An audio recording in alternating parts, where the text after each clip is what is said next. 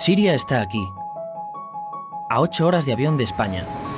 Es la mitad de grande y su población se concentra aquí. ¿Por qué? Porque toda esta zona es un enorme desierto, pero un desierto muy importante.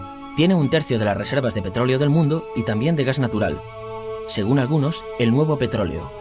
Para sacarlo de aquí y llevarlo a Europa, hay que rodear toda esta península y salir por el canal de Suez. Como te puedes imaginar, aquí te cobran. Pero hay otra manera más fácil, la línea recta. El que controle estas tuberías las puede abrir y cerrar, como un grifo. Si no pagas, no hay petróleo, ni gas. Esta región es increíble.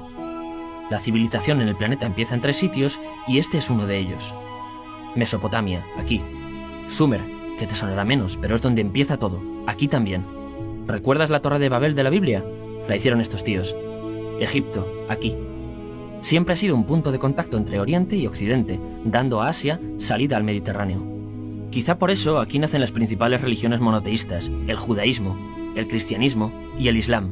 El islam es el último que llega y de hecho acoge a las 2 anteriores. Adán, Noé, Moisés, Jesucristo son considerados profetas islámicos. Bueno, al grano. Como la zona es brutal, todos han querido controlarla y siempre ha estado dentro de algún imperio. Los persas, los griegos, los romanos. El imperio romano termina partiéndose en 2 y finalmente solo sobrevive esto. Ahora es cuando la última religión monoteísta, el Islam, construye su propio imperio. ¿Te acuerdas de las cruzadas? Bueno, pues son los europeos cristianos intentando recuperar esta zona de la que estamos hablando. Los últimos en llegar son los turcos, que ojo, no vienen de Turquía, sino de muy lejos en Asia, junto con Gengis Khan. Lo conquistan todo y fundan el Imperio Otomano. El Imperio Otomano se queda ahí hasta la Primera Guerra Mundial. 600 años. Cuando acaba la Primera Guerra Mundial, aparecen pequeños países donde antes estaba el Imperio Otomano. Y por primera vez vemos a Siria en un mapa. Hasta ahora la habíamos dibujado para no perdernos. ¿Y quién se inventa estos países? Bueno, lo que te voy a contar es alto secreto. O lo era en 1916. Este súper secreto se llama Acuerdo de Sykes-Picot. Los franceses y los ingleses no podían derrotar solos al Imperio Otomano. Solo podían si les apoyaba la gente que vivía dentro. En su mayoría árabes. ¿Cómo se los ganaron? Pues les prometieron la Gran Arabia, un país solo para ellos. El único problema es que era un timo.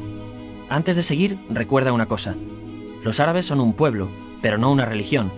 O sea, un árabe puede ser musulmán, puede ser cristiano, y antes del Islam parece que hubo tribus árabes con tradiciones judías. Bueno, pues a los árabes no les dieron ese único país que les habían prometido. En su lugar, franceses y británicos crearon muchos países pequeños. Estos países, obviamente, no eran países de verdad, sino zonas bajo su control, con gobernantes puestos por ellos. Durante este tiempo hacen lo que quieren con la zona. Recuerda que hay petróleo. Siria, aunque no tiene grandes reservas, tiene fácil salida al mar. Y Francia, que es la que se ha quedado con Siria, se lo da a compañías extranjeras. Después de la Segunda Guerra Mundial, los europeos se van. En el caso de Siria, son echados a patadas.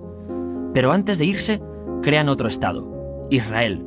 No es el momento de hablar de ello, pero es un estado muy polémico que sus vecinos no reconocen. La prueba es que nada más irse los británicos, todos estos estados lo atacan. La zona, a partir de ahora, va a ser una bomba de relojería. Y mientras, ¿qué pasa en Siria? Bueno, pues no es muy estable. Tiene golpes de estado constantes. En esa época, aparece en Siria una ideología que se hace con el control y se expande por el mundo árabe, el Ba'ath. Esta ideología mezcla el antiguo sueño de una sola nación árabe con ideas socialistas. Y algo muy importante, es laica, o sea que no es religiosa. Siria se llega a unir con Egipto, un país con el que no tiene frontera. Pero no es algo raro, muchos de estos países intentan hacerlo también.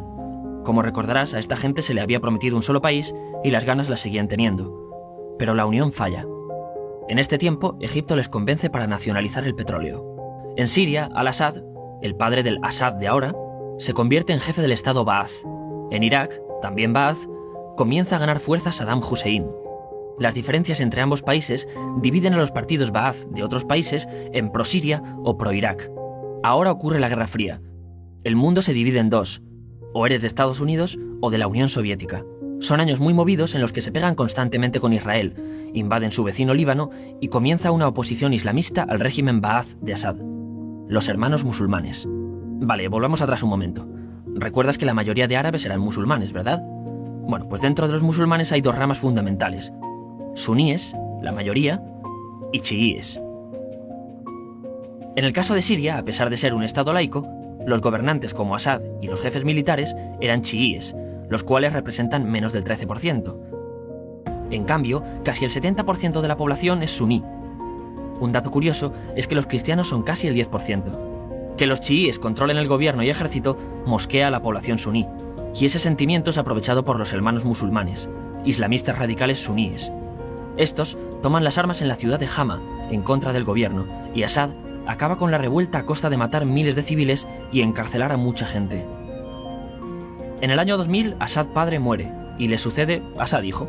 Ante las presiones, libera a muchos presos, trae internet y esperanzas de cambio. Hay un periodo de gran debate político y aparece la oposición. También vuelven los hermanos musulmanes. Los siguientes años son difíciles. Arrestan a la oposición. Y Bush incluye Siria en el eje del mal, y esto la aísla. Está mal visto negociar con Siria. Los kurdos, un pueblo que vive repartido por varios países de la zona, comienzan a protestar también. Hay represión y muertos. En 2011, te sonará esto, ocurre la Primavera Árabe. ¿Qué es esto? Bueno, es una protesta que se va propagando por todos los países árabes pidiendo más democracia. Como ves, el mundo árabe, a pesar de estar dividido en países, tiene tendencias generales. Cuando llega a Siria, Assad hijo termina usando el ejército y en los enfrentamientos mueren unas 1000 personas. Los enfrentamientos irán escalando hasta que se conviertan en guerra civil. No hay un momento exacto de inicio. Lo importante es que hoy en día hay numerosas facciones en juego.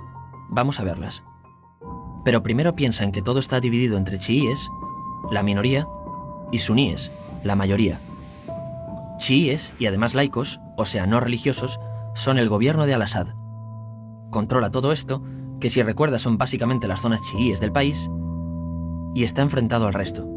También mayoritariamente laico, pero suní, es el Ejército Libre de Siria, o FSA en inglés, junto con el Frente Islámico, que es religioso, y otros 70 y pico grupos más, forma una coalición que la prensa llama simplemente la oposición.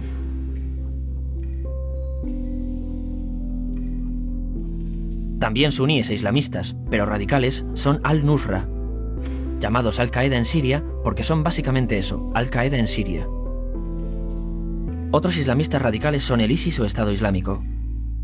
Salen de Al-Qaeda en Irak, controlan la mayor parte de Siria e Irak y se han hecho famosos por sus atrocidades.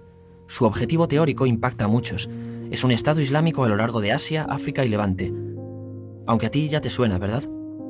En naranja tenemos al pueblo kurdo, que recordarás porque el presidente Al-Assad lo reprimió, al igual que gobiernos de países próximos también lo hacen. Ahora controlan militarmente esta zona. Antes de terminar, repasemos los apoyos internacionales a fecha de octubre de 2015. Las fuerzas de Al-Assad son apoyadas por Rusia, que ya tenía base militar en el país antes del conflicto, Irán y China.